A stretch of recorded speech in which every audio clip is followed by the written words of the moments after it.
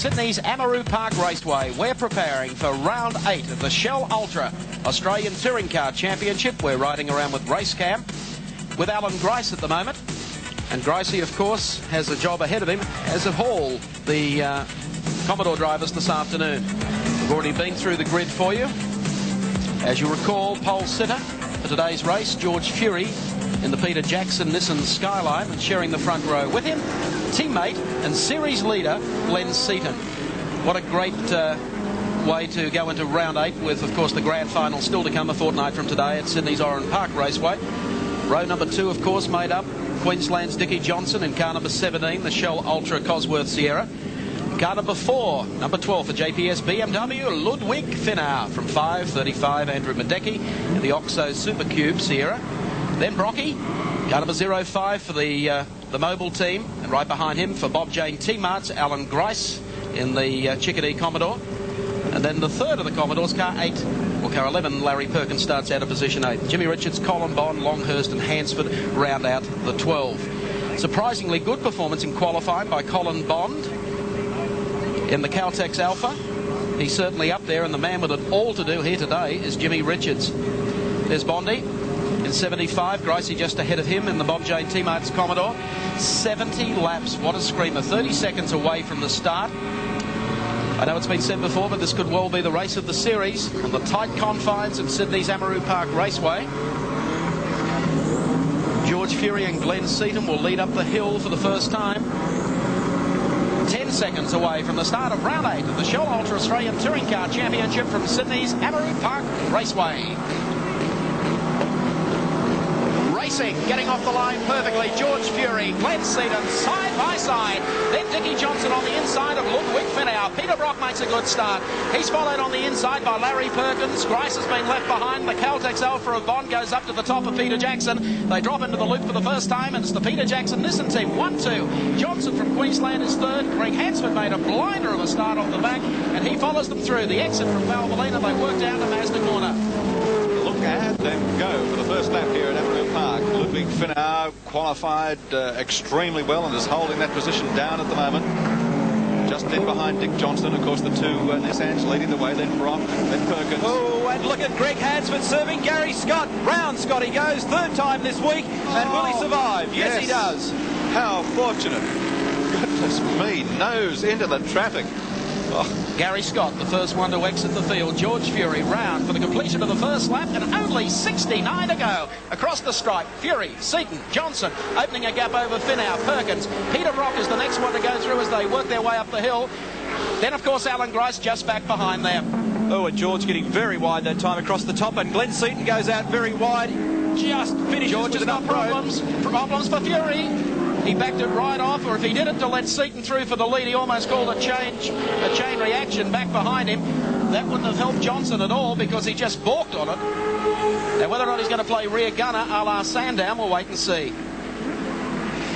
Perkins up in front of Brock now in fifth position rather. They work their way down to the lake corner. We'll wait for them to go through the turn. It's Larry Perkins making a big move here on Ludwig Finau. Brock does the same. Grice tries to move it up on the inside to do the same. Then, of course, Richards and Longhurst. Beneath our speed camera, 2 laps completed. 68 remain. Round 8 of the Shell Ultra Australian Championship, and it's Johnson making the big strides to the top of the hill, pressuring away at George Fury as they drop, and Fury again is sideways as they come over the top of Nissan Skyline. Something very strange happening with George's car. It wouldn't normally carry on like that, and he just tapped the brakes halfway through the middle of the Dunlop loop. Johnson's through on the inside here. Has he got a flat tyre or deflating left rear or something? Well, he's doing a good job of backing them up behind him. All this time is Brock locking up brakes. Grice has moved up behind. I tell you what, it's had the desired effect. It's given Seton an absolute break on the field. Down to the lake corner. Jim Richards is flying as well. He's closing up very quickly on Alan Grice. He's right in behind Peter Brock now. So Richards thrusting his way through the field effectively. Ludwig Finau getting caught up in the traffic as Dick Johnson really gets into the back of George Fury as they go down the straight. George's car carrying on a treat at the moment as the thing really starts to hang its tail out. Dick Johnson the second. Crowd just erupts on the hill, and Perkins moving in. He will not give way if he can get down the inside of Fury. They are, George, just to let them know. Sorry, George, see ya. Perkins is through, and that takes Brock through for the freight train.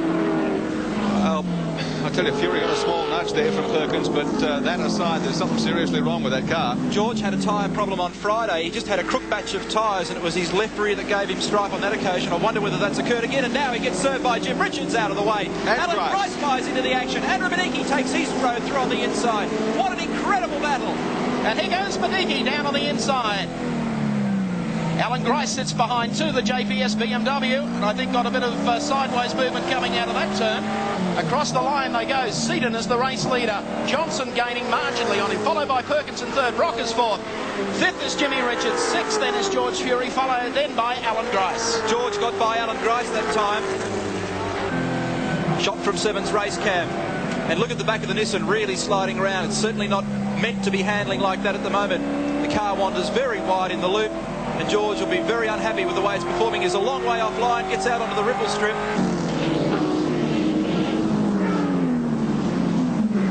They work their way through Mazda corner. Down once again to the left-hander at Honda. There's Jimmy Richards coming back. Tony Longhurst going through on Medicki. Yes, Longhurst. Jimmy Richards hooked up in there, or Ludwig Finauer as well, as they head down. And here's Medicki. Sandwiched in between Longhurst and Finauer. Oh, isn't he getting a good working over? A case of BMW malaria from Bavaria today. Bondi gives Finauer the go by as well as Medicki passes Longhurst. My gee, the action is coming thick and fast here with only a few laps gone in this 8th round of the Shell Ultra Australian Touring Car Championship. Over the top of Venture Pave again. 2.3 seconds between race leader Glenn Seton and Dick Johnson. Looks like everyone's developed a bit of Longhurst play around with the boys today. I tell you what, there's Medecki's Oxo Supercube Sierra, the front dangling off it, the coach work. He's already had one or two little buffs in there. In the meantime, Glenn Seton still in front, Johnson in second, then the scrap between Larry Perkins, Peter Brock being the next ones back. Then Jim Richards, then George Fury, Alan Grice, Andrew Medicki, Tony Longhurst, Colin Bond, Ludwig Finauer. Oh boy, the big field streamed through once again. George Fury, the man that's had all the handling trouble this afternoon. And Glenn Seton, race leader, doing it comfortably at the moment. He managed to get a good break on the rest of the field while teammate Fury was having all that trouble.